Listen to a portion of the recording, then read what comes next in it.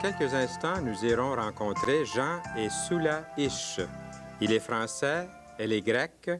Ils sont des missionnaires d'expérience qui envoient maintenant désormais d'autres missionnaires partout dans le monde entier. Mesdames, Messieurs, bienvenue à l'émission Toute la Bible en parle.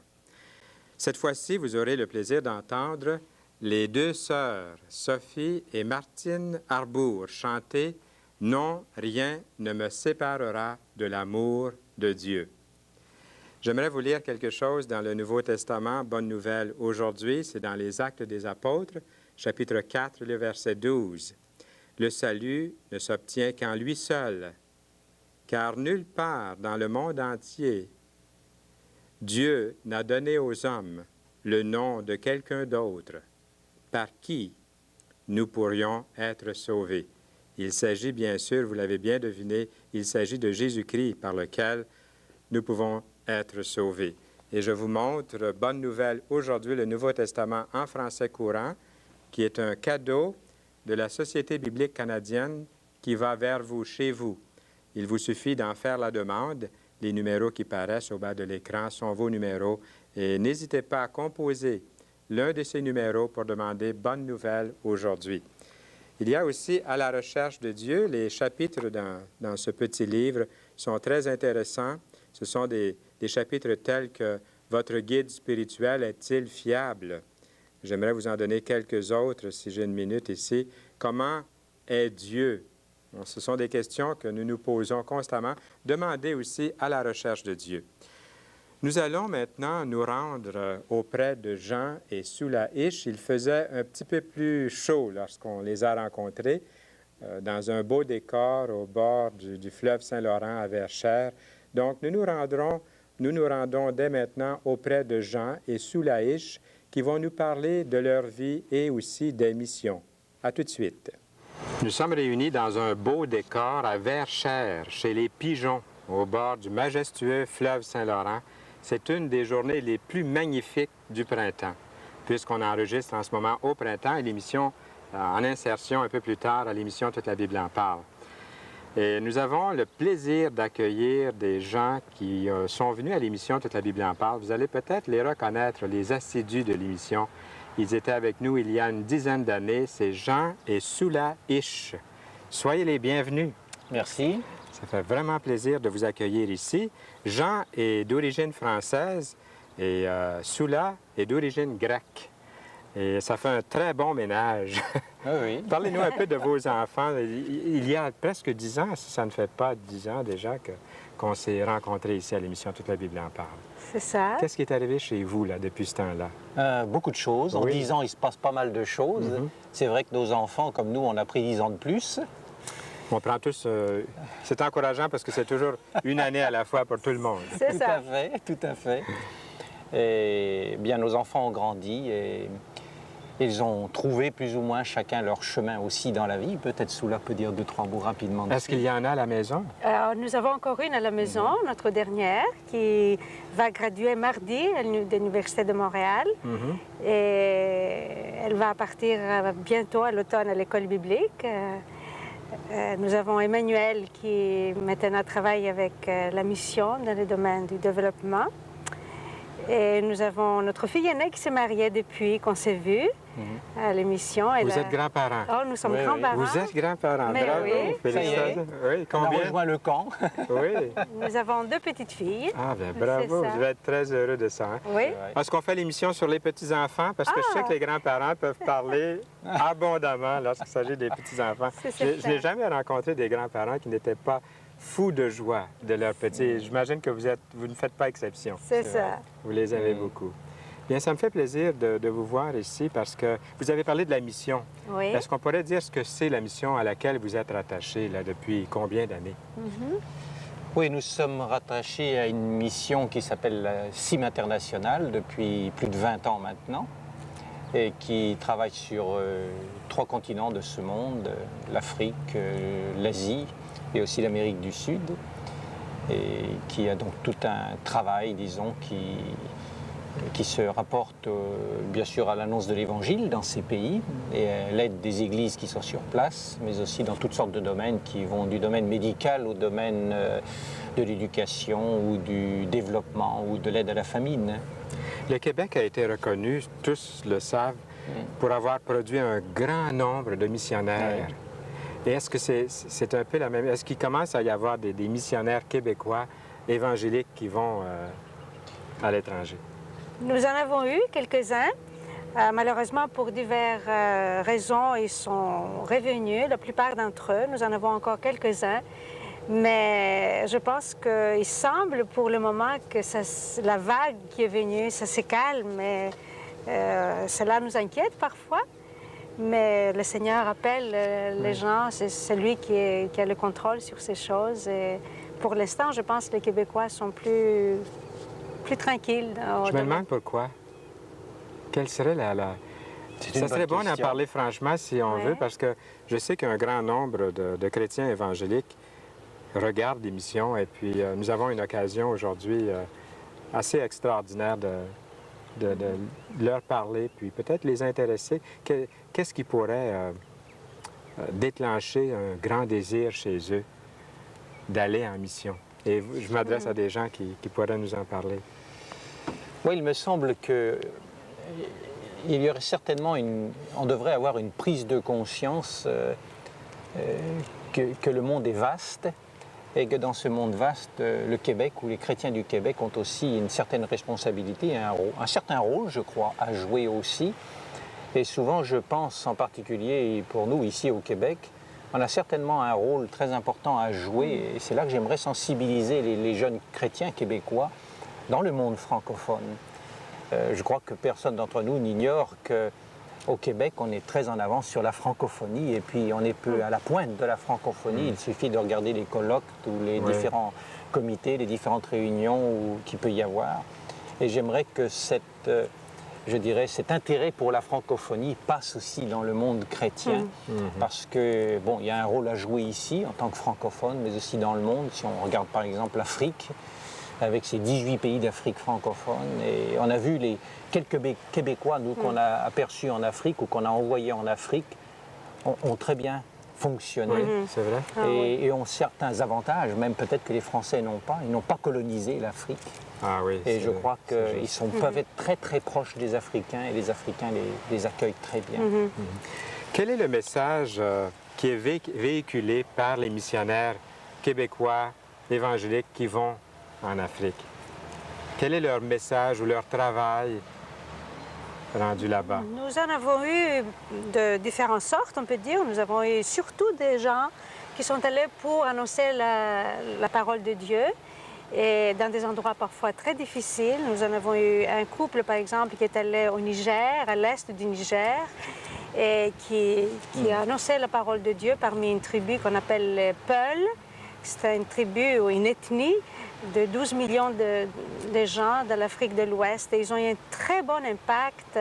Ils ont pu s'adapter très facilement. Et les Africains les ont vraiment acceptés, les ont beaucoup aimés. On a eu une autre jeune fille, par exemple, célibataire, qui travaille dans une grande ville au sud du Bénin, à Cotonou, parmi les jeunes femmes. Elle a un très beau ministère également. On a eu un couple qui enseignait dans une école biblique, on a eu un couple qui est allé travailler dans un foyer de jeunes, un centre de jeunes. Donc, on a une variété de jeunes Québécois qui sont venus nous aider. Souvent, ici au Québec, c'est perçu, les missionnaires, peut-être qu'il y en a moins, même dans la majorité de l'Église catholique, ici, a produit un grand nombre de missionnaires, mais on apprend que même chez eux, il y a une pénurie de missionnaires à travers le monde. Est-ce que l'idée n'est pas perçue que les missionnaires sont allés changer la culture des gens, sont allés leur apporter, les sortir de leur propre culture, c'est ça, pour leur imposer autre chose? Il y a vraiment des préjugés ou des fausses idées qui sont perpétuées, véhiculées comme ça. Qu'est-ce qu'on pourrait dire là-dessus qui pourrait nous encourager à avoir peut-être d'un autre œil? C'est vrai qu'il y a cette idée qui a été véhiculée et qui peut l'être encore. c'est pas un absolu non plus. Bon, c'est tout à fait vrai, quand on va dans un autre pays, on y va avec tout son bagage et tout son arrière-plan, je dirais, culturel, avec toutes ses habitudes, toutes ses traditions, avec toute sa façon d'être, surtout pour nous les Occidentaux, d'où qu'on vienne. Et c'est vrai que ça joue, il faut être honnête, et ça joue. Et je pense que la question, on l'a peut-être un petit peu exagérée aussi. On trouvera toujours des gens qui sont très marqués au niveau occidental, mais aussi on peut voir beaucoup d'exemples de gens qui savent très bien s'adapter, et petit à petit ils s'adaptent. Et Soula évoquait tantôt justement un de nos Québécois qui, je dirais, est un bon Québécois, pure laine, très québécois, je dirais même, dans le bon sens du terme.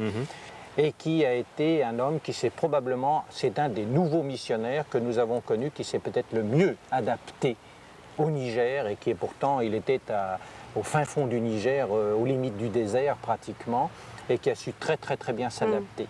Alors je crois qu'il ne faut pas trop non plus dramatiser cette question-là. Il y a certainement des efforts à faire, et les missions et les églises ensemble font énormément d'efforts pour introduire à la culture, aux traditions, aux habitudes dans ces pays et dans les peuples, parce qu'un pays n'est pas forcément représentatif, c'est l'ethnie qui est représentative et qui peut aider ainsi les missionnaires à mieux s'adapter. Et je crois que dans l'ensemble, ça va bien. Ce qui serait bon, ce serait d'entendre quelqu'un d'une ethnie ou un Africain et vous dire, mais enfin, qu'est-ce qui se passe avec ça? Et ils vous diront, bien, même s'il y a des handicaps, même s'il y a des efforts à faire, eh bien, on croit qu'il y a encore la place pour les missionnaires. Ce qui m'aide beaucoup à comprendre ce que vous êtes en train de me dire, là, c'est peut-être un aspect nouveau là, que vous m'avez apporté. J'ai compris par ce que vous venez de dire que quelquefois, la personne, le missionnaire, on ne peut pas le séparer de sa propre culture. Bien sûr. Même si la mission a pour but de s'intégrer, vous l'avez bien souligné, le but de la mission, c'est souvent de s'intégrer au peuple, de le comprendre. Quelquefois, le missionnaire, lui, qui arrive, peut-être n'est pas ça prend un certain temps. Oui. Ben oui. Ah oui. Mais la mission est toujours derrière lui pour l'encourager, Et les églises avec. les églises aussi, Ah oui. pour éviter justement qu'il y ait cette accusation qu'on a faite bien aux sûr. missions. Bien sûr. Ces choses sont très importantes et c'est beau de voir comment, quand même, il y a tous ces efforts qui sont faits et les missionnaires arrivent à comprendre la culture des pays où ils vont évangéliser, on peut dire. Vous voyez, l'émission qui est vue par un grand nombre de personnes dans plusieurs régions du Québec, jusqu'en Alberta, il y aura aujourd'hui des gens qui nous regardent, qui nous écoutent, qui vont se demander sûrement qu'est-ce que je dois faire. Ça m'intéresserait d'aller en Afrique, ça m'intéresserait d'aller dans un de... Vous avez dit 18 pays en tout. D'Afrique francophone. Est-ce que vous avez une représentation de votre mission dans chacune de ces pays-là? Non, pas dans chacun de ces pays, mais dans plusieurs Nous en de ces avons pays. sept, chacun. Sept pays francophones. 7 sur 18 au moins. Oui. Quelle est la préparation? Parce que l'auditoire de toute la Bible en parle est très varié et on espère très vaste aussi. Puis sûrement que les gens qui sont là, qui écoutent, voudraient savoir quelle sorte de préparation dois-je avoir. Donc, on s'adresse à un grand public très varié. Qu'est-ce qu'il faudrait dire? Je sais que c'est difficile de vous poser une question comme ça, là, à brûle pour point, mais vous saurez certainement nous donner quelques bons conseils. Moi, ce que je répète assez souvent, c'est qu'à la lumière un petit peu des voyages qu'on peut faire fréquemment en Afrique, je citerai surtout l'Afrique francophone qui nous intéresse particulièrement, je dirais, à la lumière de ce que peuvent nous dire des responsables des églises, et spécialement je parlerai au nom des Africains, c'est d'avoir des chrétiens qui soient solides et qui soient sérieux. On ne demande pas des chrétiens parfaits, on ne demande pas des chrétiens qui ont forcément une longue expérience, parce qu'il faut bien débuter quelque part, mais des chrétiens qui sont sérieux, qui savent vraiment en qui ils ont cru, et qui sont sérieux avec leur foi. Et je crois qu'ils ont besoin de gens comme ça, qui soient des exemples et qui soient des modèles. Je crois que ça serait fondamental. À partir de là, bien sûr, plus on a d'acquisition, soit au niveau de l'éducation, soit au niveau d'une formation biblique, et tout cela est très important, mais le caractère du chrétien, sérieux, modèle, je crois que c'est fondamental. Dans votre propre vie, puisque vous êtes missionnaire, vous avez été missionnaire, et je pense que vous l'êtes toujours, vous le serez toujours, hein? Vous avez parlé de foi il y a un instant. Si vous voulez, on ouvre une parenthèse et on vous écoute dans ce que vous avez expérimenté vous-même. Et je pense que vous allez être un modèle pour tous ceux qui voudraient, qui se disent chrétiens, mais qui vont entendre votre propre témoignage dans vos paroles. Comment c'est arrivé pour vous, Soula et puis Jean, dans quelques mots? Vous avez dit tout à l'heure que je suis d'origine grecque. En effet, je suis née en Grèce et j'ai grandi en Grèce. Et mes parents suivaient une certaine religion. Mais à un certain moment dans leur vie, il y a eu un bouleversement. Ils ont rencontré, par les témoignages des amis, la parole de Dieu et le message qui est écrit dans la parole de Dieu. Et il y a eu un bouleversement dans leur vie à cause avec leur aide. Moi-même, très jeune, à l'âge de 13 ans et demi, je me suis rendu compte que je pouvais être religieuse et je l'étais. J'étais même fanatique, on peut dire, dans ma religion, mais je n'avais pas un contact personnel avec Dieu, une communion personnelle avec Dieu. Alors, je me suis rendu compte que Dieu m'aimait personnellement et voulait établir un contact personnel comme un père fait avec son enfant. Et en tout cas, c'est ça que j'ai compris de la parole de Dieu. Et j'ai dit à Dieu, oui, je veux te donner ma vie. Et j'acceptais Christ dans ma vie à cet âge-là. J'ai commencé à lire la parole de Dieu avec une soif, une faim, un intérêt, je pense, très profond. Et vite, je me suis rendu compte que Dieu ne voulait pas seulement me donner, disons, me sauver, comme on dit, ou me pardonner mes péchés et faire de moi son enfant, mais il voulait se servir de moi et que ma vie avait vraiment une valeur et que cette vie, je pouvais la donner à Dieu en retour parce que ma vie ne m'appartenait pas. Alors c'est ainsi que j'ai décidé de servir Dieu. Et c'est très important ce que vous dites là. Ça démontre que, en tout cas, ça nous dit à tous que c'est important. Vous exigeriez, si je peux utiliser ce terme-là, qu'au moins la personne qui veut devenir candidate, elle ait connu Jésus-Christ d'une façon personnelle. Tout à fait. C'est primordial. C'est primordial. Ben oui.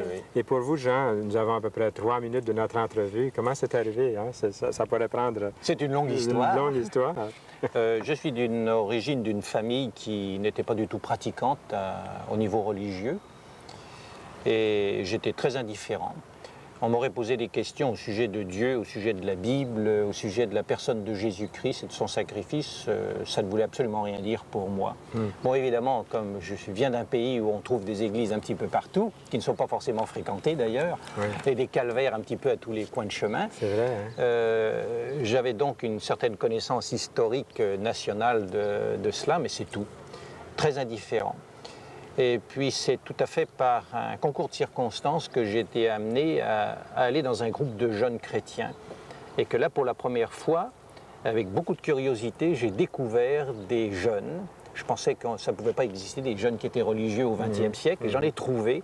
Et j'ai trouvé qu'ils avaient quelque chose de différent, quelque chose qu'à ce moment-là, je n'ai pas compris de quoi il s'agissait. Et qui m'a fait dire, ils ont quelque chose, ces jeunes-là, mais c'est quoi? C'est quoi? Qu'est-ce qu'ils ont? Et je suis revenu, très curieux, j'ai posé des questions, j'ai discuté avec des responsables de ce groupe et j'ai réalisé, bien sûr, que ces gens-là ouvraient une Bible. Et là, j'ai commencé à découvrir la Bible et à en découvrir le message. C'est devenu autre chose qu'un livre pour moi. Très rapidement aussi, j'ai été mis en contact, on peut dire, au travers de la Bible avec la personne de Jésus-Christ et j'ai réalisé pour la première fois de ma vie que Christ était plus qu'un personnage historique, mais qu'il était vraiment le Fils de Dieu et qu'il était le sauveur du monde et aussi qu'il voulait être mon sauveur. Et ça, c'était vraiment une notion totalement nouvelle pour moi. Et j'ai vite réalisé aussi que j'avais ce besoin dans ma vie. Souvent, je me posais des questions, j'avais même posé des questions autour de moi. C'est quoi la vie? D'où est-ce que je viens? Où est-ce que je vais? Est-ce que c'est seulement ça, la vie? Et là, j'ai eu des réponses à cela. Et pour faire l'histoire courte, une histoire longue courte plutôt, c'est peut-être particulièrement un chant, on peut dire qu'il y a des racines vraiment dans la parole de Dieu et que certainement beaucoup de chrétiens connaissent au travers des années, c'est « Attaché à la croix pour moi, Jésus a pris mon péché », que ça a vraiment touché mon cœur. Et un soir, après une année, un petit peu de débat, de discussion, de lutte, un soir, tout seul dans ma chambre, j'ai dit au Seigneur, « Eh bien, t'as gagné, je te donne ma vie ». Eh bien, c'est un très beau message que vous nous avez apporté aujourd'hui, Soula et Jean Ish. Et j'espère qu'il y a eu des dizaines, des centaines d'oreilles pour dire « Dieu m'appelle ». Ils peuvent communiquer avec vous. C'est ça. Par le biais de l'émission et nous serions très, très heureux de les mettre en contact avec vous.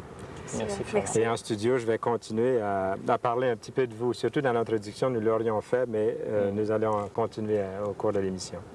Merci beaucoup d'avoir été des nôtres. Et puis, ne laissons pas écouler les années avant de se revoir. Au plaisir. Merci. Merci. De retour en studio, nous vous encourageons à demander à Dieu quel chemin vous devez prendre pour parler de lui. C'est peut-être le voisin ou quelqu'un d'en face ou dans la pièce voisine. Si vous connaissez Jésus, vous voulez en parler. Ici, dans la Bible, j'ai trouvé un beau verset dans ce Nouveau Testament que nous vous offrons chaque fois, et c'est gratuit, vous n'avez qu'à en faire la demande. Il y a un seul Dieu, il est écrit, car il y a un seul intermédiaire entre Dieu et les hommes, l'homme Jésus-Christ, qui s'est donné lui-même pour payer la libération de tous. J'aime beaucoup ce verset. Entre Dieu et moi, il y a un intermédiaire ou un médiateur, et la Bible nous dit que c'est le seul intermédiaire, et c'est Jésus-Christ qui vous aime. Bonne nouvelle aujourd'hui. C'est là-dedans que j'ai lu ce verset, c'est dans ce livre, c'est la parole de Dieu. Il y a des milliers de promesses dans la Bible.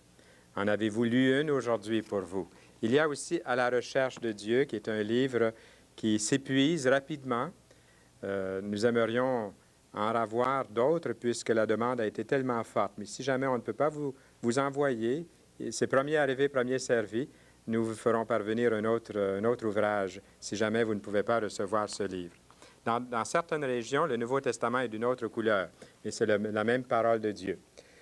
Nous avons le plaisir d'accueillir, cette fois-ci, Sophie et Martine, deux sœurs. Ce sont Sophie et Martine Arbour que nous avons le plaisir d'accueillir à nouveau ici à l'émission. Elles vont chanter le titre de leur chanson. Je vais vous dire ce que ça dit. Une fois que vous avez connu l'amour de Jésus, rien ne peut vous en séparer. C'est ce qu'elles vont chanter et nous les écoutons.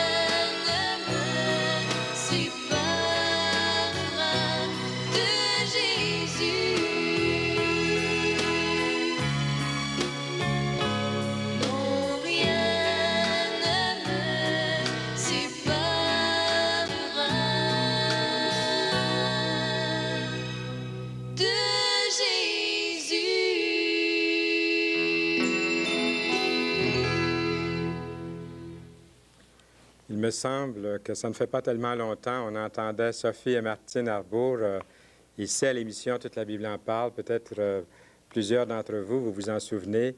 Elles étaient toutes petites, elles étaient encore enfants. Elles venaient ici à l'émission. Et c'est encourageant parce que, comme enfant, on peut connaître Jésus. Même lorsque j'étais enfant, je pensais que c'était seulement pour les enfants, tellement que je comprenais, puis c'était facile. Et un peu plus tard, elles sont devenues des adultes, des femmes, et puis encore aujourd'hui, Jésus est précieux. Rien ne me séparera de l'amour de Jésus, elles ont chanté. Merci beaucoup, Sophie et Martine Arbour, et aussi Régent qui était avec nous la semaine dernière et l'autre semaine. Ça fait déjà 3 semaines que nous avons passé ensemble avec ce trio. Et nous vous souhaitons toute la bénédiction du Seigneur dans votre vie. Je sais que déjà, il vous bénit abondamment. Et je regardais ici le petit livre que nous vous offrons. Il y a des titres intéressants comme « Dieu existe-t-il? Comment est Dieu? Qu'est-ce qui sépare les hommes, les femmes? Quel est le fond du problème? Pourquoi les gens font-ils fausse route? Dieu m'aime-t-il vraiment? » Eh bien, c'est à la recherche de Dieu. Peut-être une petite seconde pour vous le montrer. Il y a aussi ce Nouveau Testament, Bonne Nouvelle aujourd'hui, que nous vous offrons. Il y en a une bonne quantité. Appelez-nous ou écrivez-nous, puisqu'il y a déjà l'adresse qui va apparaître dans quelques instants. Le témoignage de Jean et de Huguette Sauvageau dès la prochaine émission. Au revoir.